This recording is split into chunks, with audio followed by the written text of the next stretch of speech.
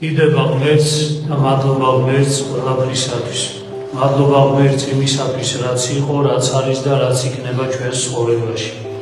მადლობა ღმერთს იმისათვის, რომ მოგვეცა სულიერი და ფიზიკური ძალები, აგვესრულებინა სამთო ლიტურგია და ვზიარებულიყავით ჭეშმარიტ და პატიოსანსა სისხლსა და ხორცსა, უფლის აღნთისა და მაცხოვრისა ჩვენისა იესო ქრისტეს. ამ უდიდეს საიდუმლოს, რომელსაც ღმერთი გვიწყაროებს, ცოდვილი და მანკიერი გულის მქონე კაცობრიობას, ჩვენს განსაცმენდელად, სათავსასუფლებაში და მარადისობაში დასაკვირვებლად. ყველას გულითადად მოგილოცავთ, წმინდი საკეთილ მსახური მეფის, დავით აღმაშენებლის ხსენების დღეს.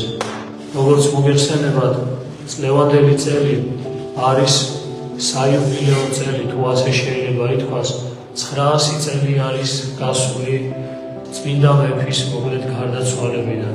1125 წლის იანვარში მან მიაბარა საკუთარი სული, ყოვლად მოწყალე ღმერთს.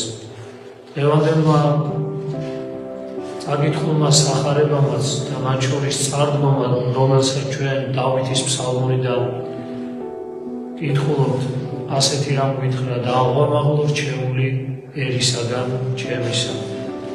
რა არის ეს ამაღლება ადამიანისა, როდესაც ღმერთი გამოირჩევს მას? ღმერთი არჩევს ადამიანებს. ჩვენ ყველანი გამორჩეულები ვართ, იმიტომ რომ ჩვენ ეკლესიის წიაღში ვართ და არავის არ უნდა გვეყოლოს ის, რომ ჩვენ თვითონ მოვედით ეკლესიაში.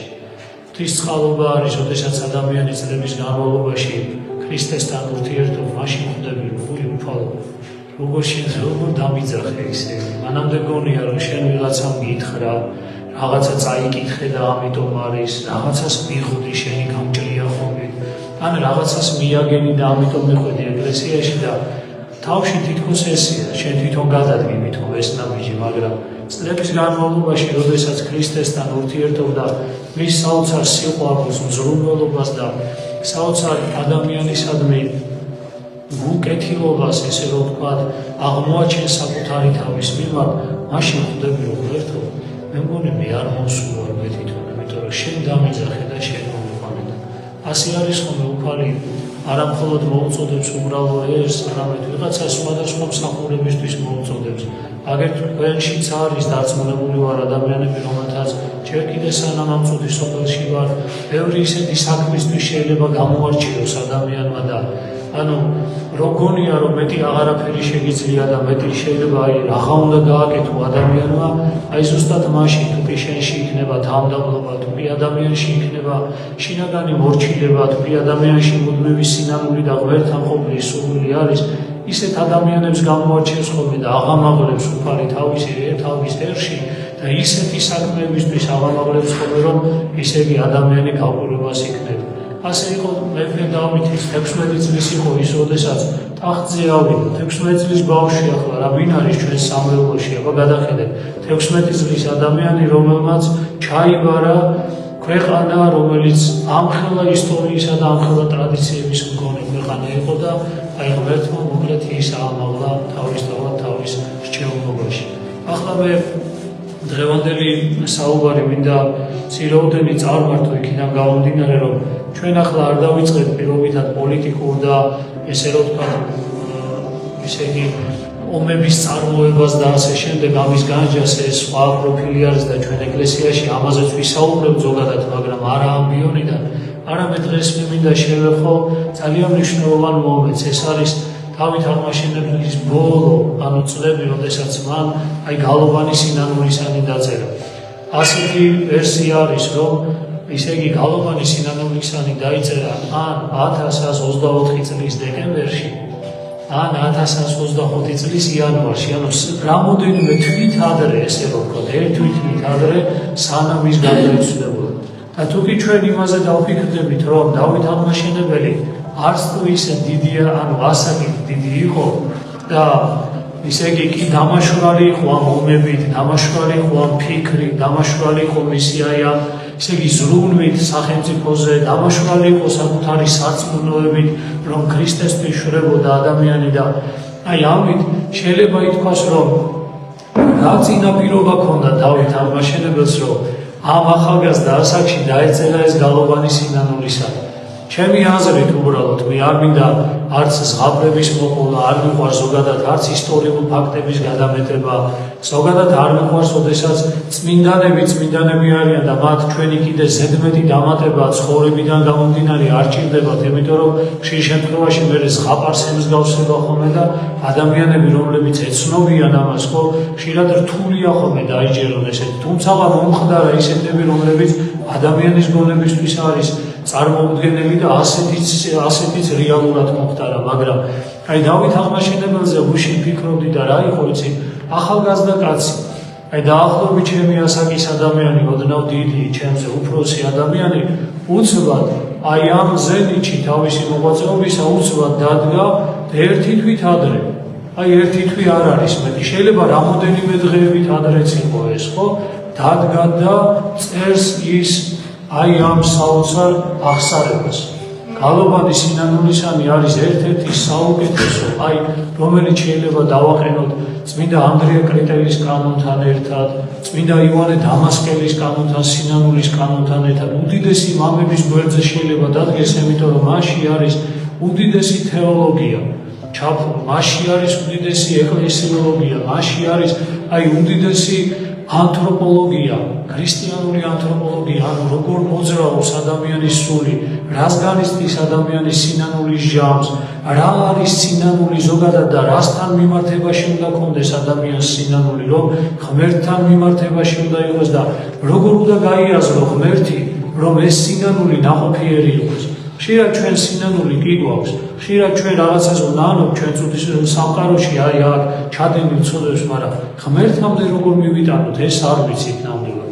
და აი წმინდა დავით აღმაშენებელმა მიუხედავად იმისა, რომ მას სამხელა ქვეყანა ჰქონდა ჩაბარებული, მან მოახერხა ეს ყოველივე, საოცარი არის, მან იბრძოლა კიდეც, მან ქვეყანასაც მიხედა და ამავე დროს ის ღრმად სულიერებაში იყო განსწავლული და პირველი რაც არის ყველაზე მთავარი, მინდა ყველას გითხრა და რასაც ყოველთვის გეუბნები ხოლმე, რომ ეს არის წმინდა წერილის კითხვა.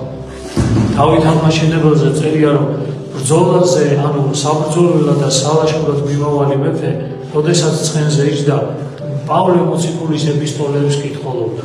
ანუ თქვენ წარმოიდგინეთ, ზოგს პავლე მოციქული დღესაც გადაშლილი არ აქვს, დღესაც ვთქვით, რომ ძალიან რთული ტექსტი არის და გაუგებარი არის ხშირად პავლე მოციქულის ეპისტოლეები და აი მეფე, რომელიც მიდიოდა სალაშქროდ, მეფე, რომელიც მიდიოდა მოკლედ, ესე იგი თავისი ქვეყნის დასაცავად, ცხენზე მჯდარი მეფე არ ფიქრობდა იმ სხვა რაღაცებზე, იჯდა და პავლე მოციქულის ეპისტოლეებს მოკლედ კითხულობდა. რა თქმა უნდა, სამაგალითო არის ეს და რა თქმა უნდა, ყველა ჩვენთაგანისთვის და მათ შორის ჩვენი ხელისუფლებისთვის და ვინც იყო, ვინც არის და ვინც ოდესღაც იქნება, ყველასთვის სამაგალითო უნდა იყოს დავით აღმაშენებელი.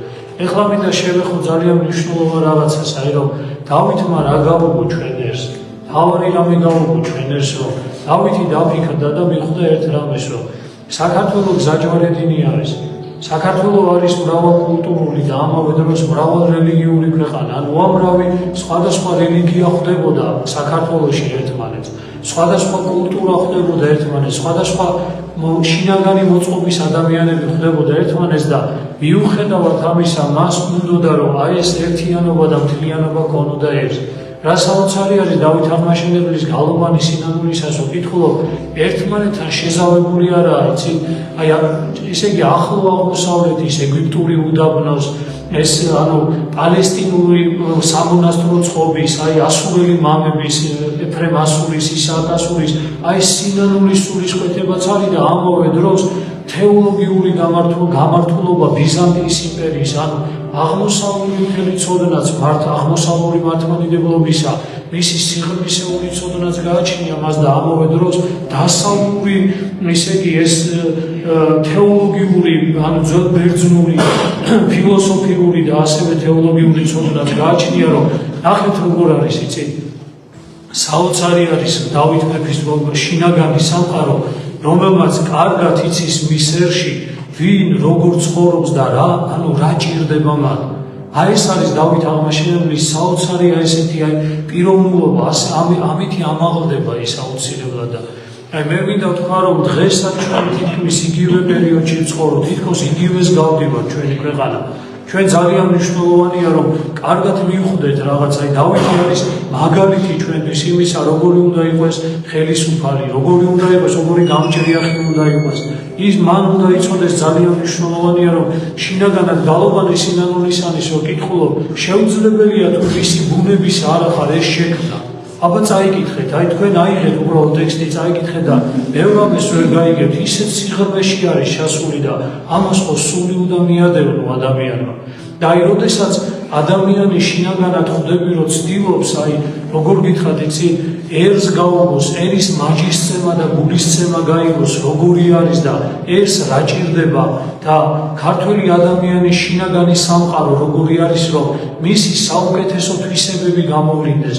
აი დავით აღმაშენებელმა ზუსტად ეს გააკეთა, რომ ქართველ ადამიანში ის საოცარი საუნჯე და სამყარო, რომელიც არის, ეს ამის გამოვლენის საშუალება მისცა. რა არის ეპოქა, რომელსაც ჩვენ ვეძახით ახლა, რომ ეს იყო ისე იგი ყველაზე მნიშვნელოვანი ეპოქა ჩვენი საქართველოს ისტორიაში და ყველაზე დიდი იყო. რა გააკეთა დავით, რატო არის დიდი? დიდი არის იმიტომ, რომ შექმნა სახელმწიფო, აბა დაუკვირდით, შექმნა სახელმწიფო და სახელმწიფოს სიძლიერე გარშემო, სადაც თვითეულ ადამიანს შეეძლო ყველაზე საუკეთესო გამოევლინა. იმიტომ რომ ჩვენ ვიცით, ჩვენში არის ცუდი მიდრეკილებების და კარგი მიდრეკილებების კულტურა ზოგადად ამისთვის არის და სარწმუნოებაც ამისთვის არის, რომ ადამიანში გამოვლინოს საუკეთესო და ცუდს არ მისცეს გამოვლენის საშუალება. ამიტომ მისცა საშუალება ქართველ ადამიანს გამოემჟღავნებინა მისი მოკლედ ყველაზე საუკეთესო თვისებები. ანუ საეკლესიო თეოლოგიური, სარწმუნოებრივი, კულტურული, ამიტომ იყო აღმავლობა, ამიტომ ვეძახით რომ ოქროს ხანა იყო. ოქროს ხანა იმიტომ კი არ იყო, რომ ვიღაცები აგერ დავით აღმაშენებელი თვითონ წერს გალობანი სინანულისანში, რომ ჩვენო განთავისუფლება როცა იყო აღწერს როგორ ისევ რო იპყრობდა იმ მიწებს რომელიც საქართველოს ეკუთვნოდა, როგორ სინანულით აღწერს ამას რომ მეო წავედიო, ანუ სისხლიც დავღვარეო, მაგრამ იმდროინდ საქართველოს გაერთიანება უნდა, მაგრამ სისხლი დავარ და წუხს ამაზე რომ ეს არ უნდა მას უნდა ყველაზე მთავარი. რატომ არის დავითი დიდი? დავითი არის დიდი იმიტომ რომ დააკვირდით ერთ რამს, დავით აღმაშენებლამდე არიან თაწმინდელი მამები, მანამდე არის გრიგოლ ხანძთელი, რომელმაც მიმოიარა მთელი აღმოსავლური, მოკლედ ესე რომ ვთქვათ, მართლმადიდებლური კერები და მან ესე შეაგროვა ნაწილ-ნაწილ ყველას გაეცნო და შეაგროვა და ასე ბრძანებს გიორგი მერჩულე მის ისე იგი ცხოვრებაში, რომ ისე იგიო ყველაზე საუკეთესო რაც იყო შეიწყნარა, მაგრამ ჯერ კვალიო, ანუ ის რაც არ იყო საჭირო და მიუღებელი იყო, კარგია განა არ იყო თავისთავად, როგორ შეიძლება რომ ცუდი ყოფილიყო, მაგრამ ჩვენთვის, ქართველებისთვის, ჩვენი ცნობიერებისთვის, ჩვენი შინაგანი მოწყობისთვის ის რაც არ იყო საჭირო, ანუ ჯერ კვალს უწოდებს. ჯერ კვალი არის როგორც ფხა, ხო თევს ხო ჭამ ადამიანი, მაგრამ აი ეს მოკლედ გვერდზე გადადო და არ მიიღო და აი გრიგოლ ხანძთელიდან მოყოლებული შემდეგ უდიდესი მამები, გიორგი მთაწმინდელი, მისი მოძღვარი ეფრემ მთაწმინდელი, შემდეგ გიორგი მთაწმინდელი და აი თითქოს იშლება ქართულმა კულტურამ, ქართულმა სულიერებამ ისე იგი გამომჟღავნება დაიწყო და მოვიდა დავით აღმაშენებელი, რომელმაც რაქნა აი ეს საოცრად გააერთიანა ქვეყანა და დაარსა გელათის აკადემია. გელათის აკადემიის დაარსება ეს არის ერთ-ერთი ყველაზე დიდი გვირგვინი დავით აღმაშენებლის ცხოვრებაში. რატომ? იმიტომ რომ იქ ერთმანეთს შეხვდა ქართული და ზოგადად მსოფლიო კულტურა და იქ გამოიწრთო ესე რომ ვთქვათ ქართული აზროვნების, ანუ ყველაფერი იყო იქ, როგორც ბრძანებენ მამები, იქ იერუსალიმი და ძველი ათენი შეხვდა ერთმანეთს. ათენი ეს არის აზროვნება, ფილოსოფიური აზროვნება, ხოლო იერუსალიმი ეს არის ქრისტიანული სარწმუნოების საძირკველი და ანუ ეს ათენი და იერუსალიმი შეახვედრა ერთმანეთს და ქართველ ადამიანს მისცა საშუალება, რომ მისი ყველაზე დიდი ნიჭიერება რაც იყო, მასში ეს გამოვლენილიყო. დღეს რას ვითხოვთ ჩვენ, ჩვენი ხელისუფლებისგან, რას ვითხოვდით და რას ვითხოვთ დღეს? ვითხოვთ იმას, რომ ქართველი ადამიანის ეს საოცარი ნიჭიერება, ქართველი ადამიანის ეს საოცარი ბუნება, რომელსაც ვერ შეძლო ჟამთა სიავემ როგორ ვთქვათ, იცი სხვანაირი გაეხადა, ანუ დაეზიანებინა, ცოტა დაგვაზიანა, მაგრამ შინაგანი ეს ისე იგი მაინც მყარად არის ჩვენში ეს აზროვნება, ნიჭიერება, რომელიც ჩვენში არის, რომ ამის გამოვლენის საშუალება მიეცეს ადამიანს. აი ეს არის ზოგადად ხელისუფლებისას და ყველა იმ ადამიანისა, ვისაც უნდა რომ ამ ერს მოუაროს, ამ ერს მაგალითად ყველა თქვენთაგანს უნდა მიეცეს საშუალება, უნდა შეიქმნას პირობა ჩვენი ახალგაზრდებისთვის, ჩვენი უფროსებისთვის, რომ ის საოცარი ნიჭიერება და საოცარი შინაგანი კეთილი მოსიყვარულე, თავმდაბალი კულტურა გამოვლინდეს ქართველი ადამიანისა და არ დავემსგავსოთ სხვა ადამიანებს. ჩვენ ბევრი გვაქვს მოსაყოლი და ჩვენ ბევრი შეგვიძლია მივცეთ ზოგად საკაცობრიო მოკლედ სივრცეს. ჩვენ ბევრი რამ შეგვიძლია, ჩვენ ძალიან დიდი და ძლიერი გენია ქართულ ადამიანს და აი დავით აღმაშენებელმა ეს როდესაც შექმნა მოკლედ მისი თანამოღვაწე იყო არსენი ხალთოველი, რომელთაც მოკლედ გააგრძელეს ეფრემ ისე იგი თაცმიდელისა, გიორგი თაცმიდელისა, მანამდე კიდევ ეფრემ მცირის ფილოსოფოსის მოკლედ გზა არსენი ხალთოველმა საოცარი თარგმანები გააკეთა და ეს რა თარგმანებია, იცით? უბრალოდ კი არ დადგა ვიღაცა და ბერძნულიდან კი არ გადმოთარგმნა, მარტო გადმოთარგმნა კი არ იყო. იქ დაერთო კომენტარები არსენი ხალთოველის, ეფრემ მცირის მიერ, ისეთი კომენტარები დაერთო, რომ საბოლოო ჯამში, როდესაც შეხედავდი ორ ნაშრომს, ისეთი ტერმინებში გამოიხატა ქართულად, ისეთ ტერმინებში გამოიხატა ზოგი ტერმინი, რომ დედას უფრო მეტად ჯობდა, უფრო მეტი დამტევნელი გახდა იმ მთავარი შინაარსისა, რომელსაც ის თავისთავად ატარებდა. იმიტომ რომ ქართული ეს სიტყვიერება, ქართული საოცარი ეს ნიჭიერება, რომელიც ადამიანში დევს, ჩვენ ქართულ ადამიანში და ზოგადად ქართულ კულტურაში აქ მე ეთნიკურ კუთვნილებას არ ვამბობ. იმიტომ რომ უამრავი ყავდა ჩვენ ისეთი ადამიანიც, რომელიც ეთნიკურად, ესე რომ ვთქვათ, გენეტიკურად ქართველი არ იყო, მაგრამ უდიდესი ნიჭიერები იყვნენ და ისინი აზროვნებითაც და სულიერად იყვნენ ქართველები და მათ ბევრი რამე მოკლედ გააკეთეს ისეთი, რაც საქართველოს ისტორიაში დარჩა. ამიტომ აი წარმოიდგინეთ რა ვინ არის დავით აღმაშენებელი. დავით აღმაშენებელმა ისეთი შექმნა ქვეყანა, რომ ვინ დაიბადა? დაიბადა შოთა რუსთაველი, რომელმაც დაწერა ვეფხისტყაოსანი. მას შემდეგ იბადებიან ადამიანები, რომელსაც წარმოიდგინეთ შოთა რუსთაველი იბადება, ჩვენ გვირგვინი რო ავიღო. დღეს ვინმე გითხრას, რომ ჩვენ ვისი ქვეყანა ვართ, მე ვიტყვი ხოლმე, რომ ჩვენ ვეფხისტყაოსნის ქვეყანა ვართ. იქ არის შეხვედრა ყველა კულტურისა. იქ არის შეხვედრა, ეს არის საოცარი ნაშრომი. მე რო თქვა, ის რაც შედეგად დავით აღმაშენებლის მოღვაწეობამ გამოიღო, ეს არის შოთა რუსთაველის მიერ შექმნილი უკვდავი, ესე რომ თქვა, ნაწარმოები, ეს არის ისე იგი ვეფხისტყაოსანი და ეს პერიოდი არის, როდესაც ქართველი ადამიანი ისე იგი საოცრად მჟღავნდება. ყველანაირი საშუალება მიეცა საქართველოს, ქართველ ადამიანს, ყველას. დღეს რომ ვიძახით ჩვენ, რომ დავით აღმაშენებელმა რეფორმა ჩაატარა, დღეს ხან გამოდიან ხოლმე ადამიანები, ერთი რუი სულმნისია ჩასატარებელი და რუი სულმნისი დავით აღმაშენებელმა იმიტომ კი არ ჩაატარა, რომ ვიღაცები გაეყარა იქიდან. მისი ესეთი ფიქრი თავად მისი მოძღვრიდან გიორგი ჭყონდიდელთან ერთად იყო ეს მისია, რომ მოდი როგორ შეიძლება რომ სათავეებში მოვიდნენ ისეთი ადამიანები, რომლებიც რაც ახლა მე გითხარი თქვენ, აი ამ ქართული შინაგანი სულიერი მოწყობას ხელს შეუწყობენ და გამოვლინებას მისცემენ, ამ ნიჭიერების გამოვლინებას მისცემენ საშუალებას. ამიტომ რა ქნეს მაშინ ეკლესიის რეფორმა იყო ის, რომ უღირსი პირობითად უღირსი სამღვდელოება, რომელიც კი ბატონო ცოდველებიც იყვნენ, ცოდვაშიც იყვნენ, მაგრამ თავარი რა იყო მათი პრობლემა? თავარი იყო ის, რომ ისინი იდგნენ იმ ადგილას, სადაც არ ეძლეოდა ადამიანებს გამოვლენა საკუთარი ამ შინაგანის, არ იზრდებოდნენ ადამიანები სულიერად. ამიტომ დავით აღმაშენებელმა მის მოძღვართან ერთად ეს რეფორმა, საეკლესიო რეფორმა, როგორაც მე ვუყურებ მაგას, ვიღაცამ შეიძლება სხვადასხვაგვარად შეხედოს, მაგრამ ჩემი ხედვა ეგეთი, აი რატომ მოიფიქრეს ესე და ფიქრი არის ეგეთი. მოდი შენ გაიწიე გვერდით. ხო, თუ არ გაიწევი, ძალით გაგწევ გვერდით.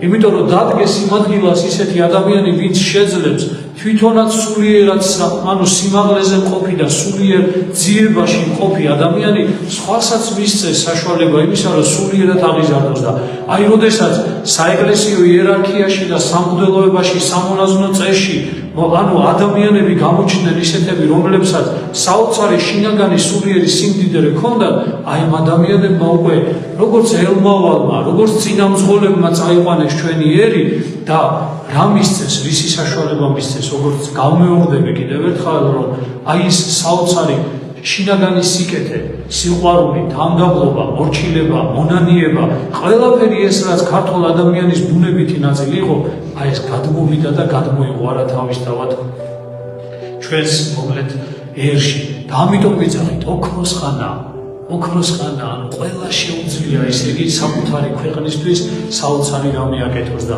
აი დღევანდელობაში აი რომ თუ კი დღეს გადმოვიტანთ ყველაზე მთავარი რაც მინდა რომ თქვა, დღესაც იგივეს გავდივართ. ჩვენ ისე იგი ჩვენს კულტურას, ჩვენს ენას, ჩვენს ტერმინოლოგიას, ჩვენს სასაუბრო ენას პირობითად ძალიან ბევრი ქარტეხილები გამოიარა.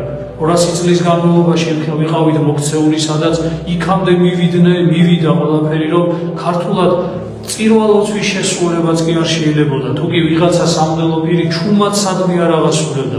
იმასთანაც კი მივედით, რომ ქართული ენაც ლაპარაკი დასაცავი გახდა, რომ ჩვენ რომ ქართულად გამოვთქვა რაღაცა. მე ხო ყველაზე სიღრმისეულად ვიღაცამ რომ მითხრათ ეხლა რომ მამაო რას გვრძნობ ეხლა. მე ხო ვერ შევძლებ ამის გამოხატას ვერანაირ სხვა ენაზე.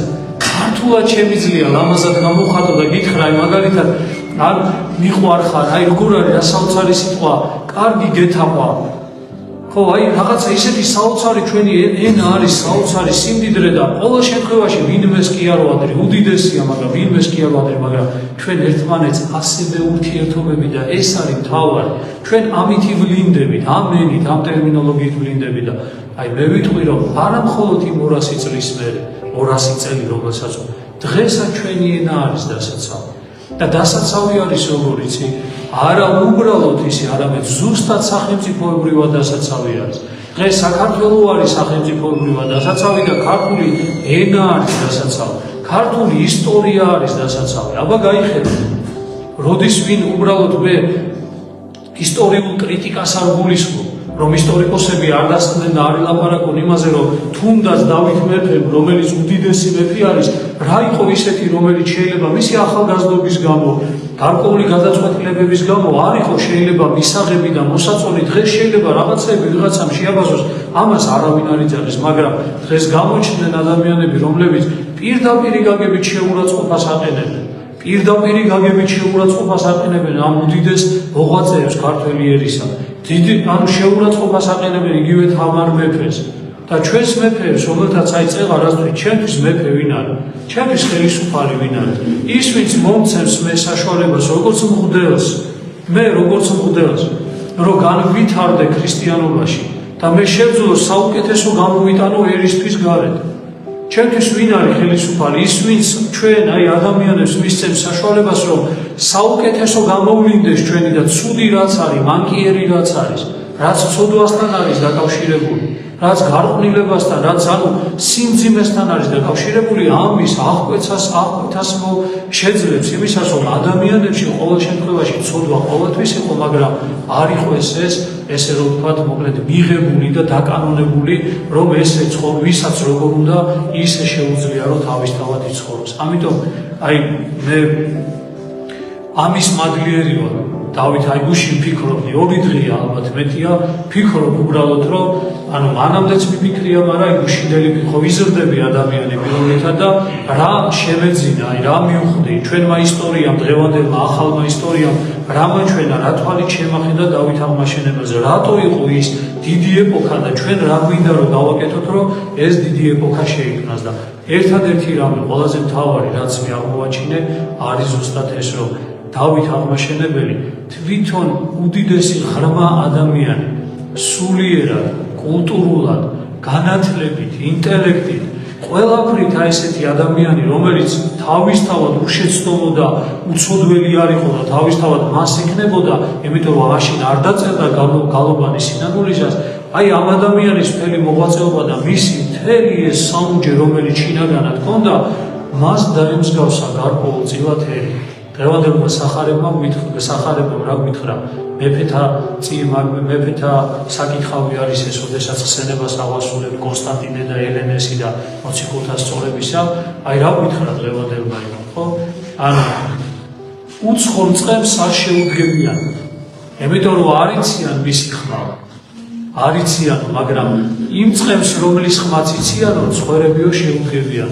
აი ესე როგორც დიდი წყემსი, დავით აღმაშენებელი, თვითონ კეთილგონიერი, კიდევ ვიძახი არა უშეცნო, არამედ კეთილგონიერი, მონანული ადამიანი, მოკლედ წავიდა წინ და გაიყოლია თავისი ერი და მისცა საშუალება თავის ერს, რომ აი შინაგანი საუნჯე გაემდიდრებინა და შემდეგ ეს გამოვლენილიყო უკვე ქართულ მწერლობაში. მას მერე ნელ-ნელა უკან მოვდივარ.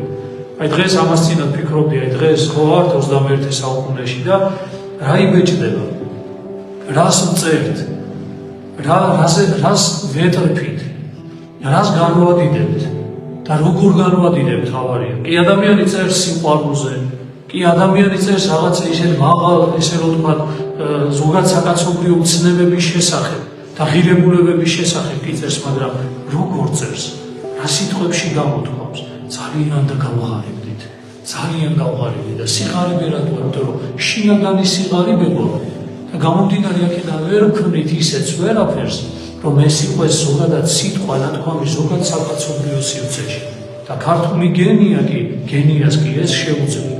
და მე ვიძახი ამას, რომ დღეს ეს პერიოდი უნდა იყოს.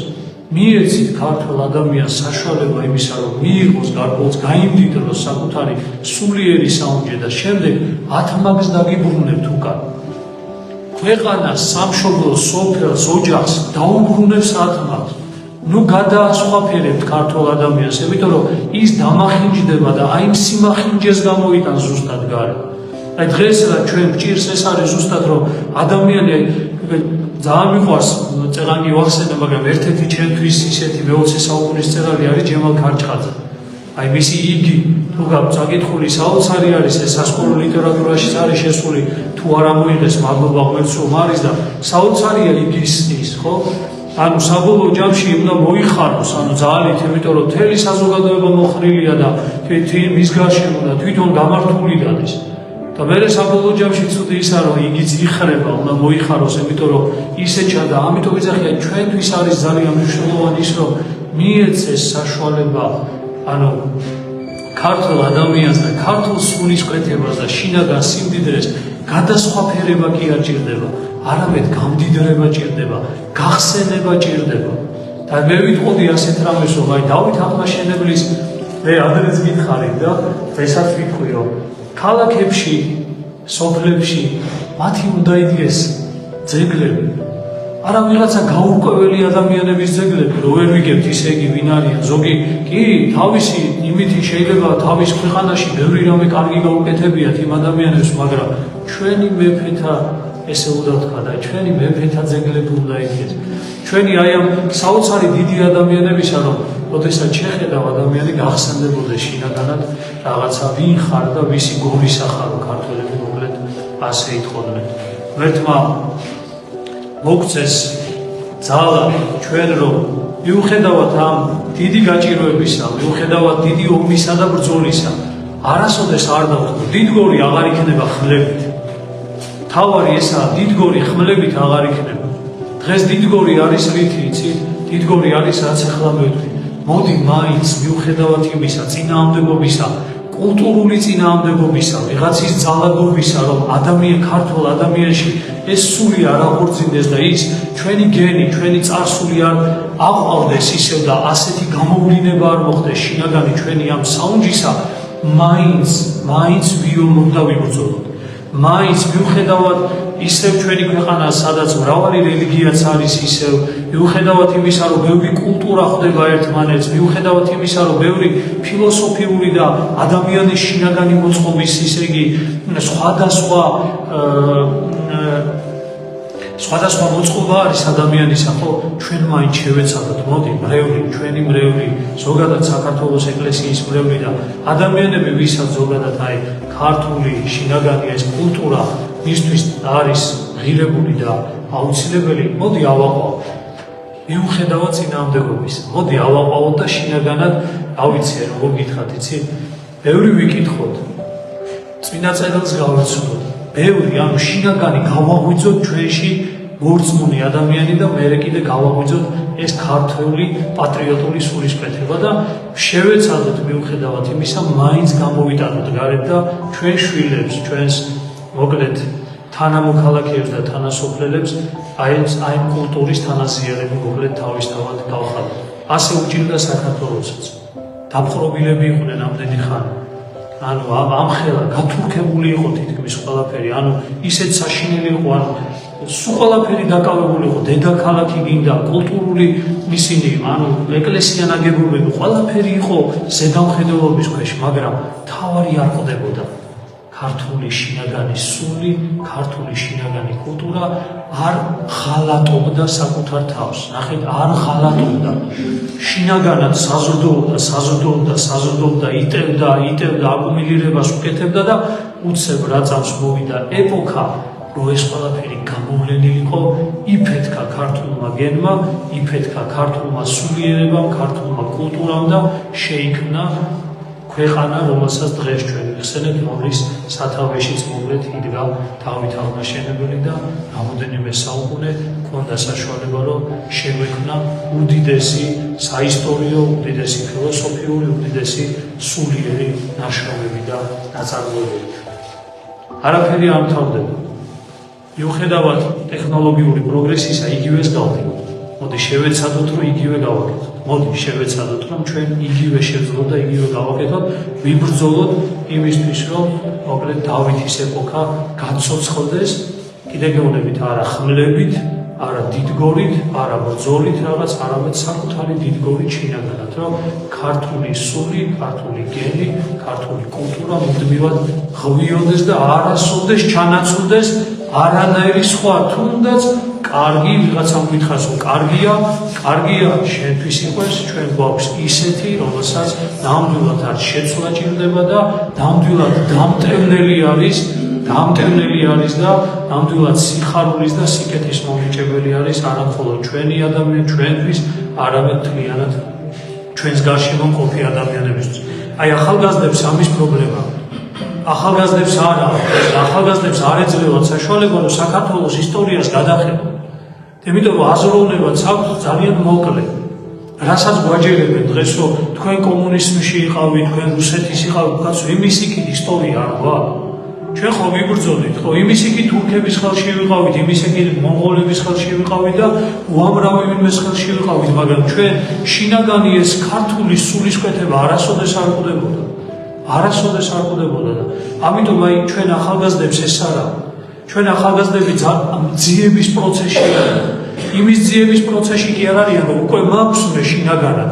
აი დავით მეფეს ჰქონდა ქართული, ანუ მთელი ეს თავისი ისტორია იცოდა და მე ბერძნულ ფილოსოფიასაც ისწავლა და დანარჩენი ყველაფერი, რაც კი ცოდნა იყო, ყველა ისწავლა. მაგრამ შინაგანი წარმართველი მისი სულიერებისა იყო ქართული. დღევანდელი ახალგაზრდების პრობლემა რა არის? მათ დაიჯერეს, რომ ისე იგი კულტურა მხოლოდ გვაქვს, აი ეს რუსებს რო ყავდით დაპყრობილი და მერე კიდე უღმერთო ისე იგი კომუნისტური პერიოდს იხსენებენ. და ამას ის ძალები, რომლებიც ამას შეგნებულად აკეთებენ, რომ ჩვენში და ამიტომ იგინებიან მეფეები, ძველი ისტორიული მეფეები, რომ ჩვენ ახალგაზრდებს შემთხვევით უბრალოდ უკან არ გაიხედონ და თქვა, ოიცა კაცო, მე-18 საუკუნის იქით ქართველები არ ცხოვრობდით? როგორ იყო მაშინდელი საქართველო, როგორ იყო მაშინდელი ქართული კულტურა? მოდი გავიხსენოთ, კაი, აი ეს პერიოდი, დავითის პერიოდი, თამარის პერიოდი გავიხსენოთ. ხო, აი მაშინ უკვე ახალგაზრდა ადამიანი თქვის, იცი რა? მოდი მე აი ამას გავიხსენებ. მოდი მე ეს უფრო ჩემთვის ახლოა, იმიტომ რომ ეს ჩემთან ხდებოდა და არა კულტივირებას გავაკეთებ ზოგადად სხვა კულტურისა და ასე ვთქვათ ფილოსოფიური და ანთროპოლოგიური ადამიანური მოწყობისა და დღეს დაგვაჯერეს ჩვენ ეს. თქვენ არაფერი არ ხართ, ჩვენ ახალგაზრდებს უთხრეთ, თქვენ ისტორია არ გაქვთ, თქვენ არ გაქვთ შინაგანი არანაირი ის ეხა თან შუა საუკუნეებში ხო არ დაბრუნდებით, ეხა იმდენად აშავებენ ადამიანების სულ შუა საუკუნეებს, მარტო გონიათ რომ იქ ისე იგი ხმლებით ომობდნენ და თუმცა ომი დღეს გვაკლია, ცივილიზებული სამყარო არ არის, დღეს ატომებით ემუქრებიან ერთმანეთს და აგერ მილიონობით ადამიანი ჩვენს გვერდით აქეთ აღმოსავლეთში და დასავლეთში ხოცავენ ერთმანეთს. რა შუა საუკუნეები მარტო შუა საუკუნეებში ომობდნენ, არ ომობდნენ და მოდი ვთქვათ შუა საუკუნეებში რა საოცარი კულტურა იყო. იქიდან განა ყველაფერი გაქრა. და დასავლეთი, რომელსაც დღეს ევროპა რა არის, შუა საუკუნეების სიძირძველია, ქრისტიანული კულტური დგას თუ დგანანეგენი, თორე სხვა რითი უნდა იდგეს. ამიტომ რას ეუბნებიან ჩვენ ახალგაზრდებს, თქვენ არაფერი არ გაქვთ, ახალი გჭირდებათ. და ახალი თუ გჭირდებათ, მაშინ ჩვენ გეტყვით რა გჭირდება.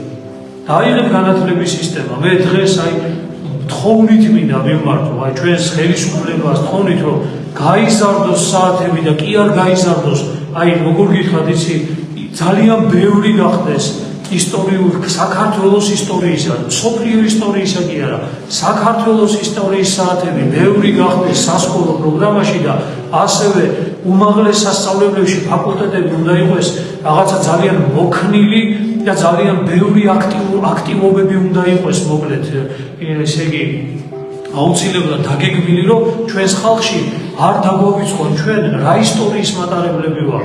ჩვენ ზუსტად ამას, მეც ესე ვიყავი, მე თქვენ გონიათ, მეც ეგ გავიარე ზუსტად. ანუ ეს პირველი კითხვა თუ რამისა დავიწყე, საქართველოს ისტორია არც წამიგითხავს. კითხულობდი ამას, დღესაც ახლა იმის დასავლური ფილოსოფიის კირკეგორს და მე-20 საუკუნის არტრი, კამიუ, ამათ იმებს ფილოსოფიურ მოწყობებს კითხულობ რაღაცა და ანუ მივხვდი მაშინ, როდესაც ამ ფილოსოფოსებს და იმას კითხულობდი, შენი რა გაქვს?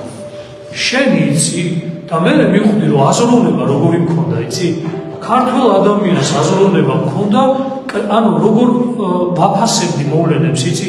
იმ აზროვნებით. და მე მივხვდი, რომ იცი რა, მე მგონი ესე არაა სწორი. აი მაშინ დავიწყე ბავშვით, ახლა ვიტყვი, რომ სკოლაში ახლა ჩვენს ისეთ პერიოდში ვიყავით 90-იანები, თუმცა მაშინ უფრო ბევრი იყო საქართველოს ისტორიის საათები, მაგრამ დიდად ყურადღებას არ ვაქცევდი. და მე დავიწყე როგორც ბავშვმა გადმოვიღე და მე-7 კლასის მასალიდან დავიწყე საქართველოს ისტორიის შესწავლა. და როდესაც ეს ისტორია და ჩვენი ხალხის, ჩვენი ძირძველი ისტორია და როდესაც გადმოვედი აქამდე, უდიდესი გარდატეხა მოხდა ჩემში კულტურული, სულიერი, რაღაცა სხვა შინაგანმა რაღაცამ გაიღვიძა. და მე მივხვდი, რომ იცი რა, მე მგონი სხვაგანი როგორ არის თურაშაულის პატრონიო ტყეში პანტასეძები და ასე ვიყავ, ისე იგი ამხელა კულტურის, ამხელა საოცარი შინაგანი რაღაცის მატარებელი, ამხელა კიდევ ვიზახი სულიერების და ამხელა კულტურული გენის მქონე ადამიანი სადღაც ვეძებდი რაღაცა იმებში, თუმცა ის გამომადგა, ცუდი განა არის, მე რამეს კი არ შეურაცხყოფ, მაგრამ პირველადი რა არის, შენი პირველი რა არის, რითი განსაზღვრავ შენს გარშემო ყველაფერს, ეს არის მთავარი და მნიშვნელოვანი და დღეს სამწუხაროდ ჩვენი განათლების სისტემი და ჩვენი ზოგადად ამ რაც არის ზოგადად დანერგილი, ამითი ჩვენ ვერ ჩამოვაყალიბებთ ადამიანს, რომელსაც ქართული კულტურა და ქართული სულიერი და ქართული შინაგანი უწყობა ექნება. და გამომდინარე აქედან მე იმას კი არ ვიძახი, რომ ადამიანი ვისაც არ უნდა რომ გააკეთებს, მაგრამ საშუალება ამისი უნდა იყოს.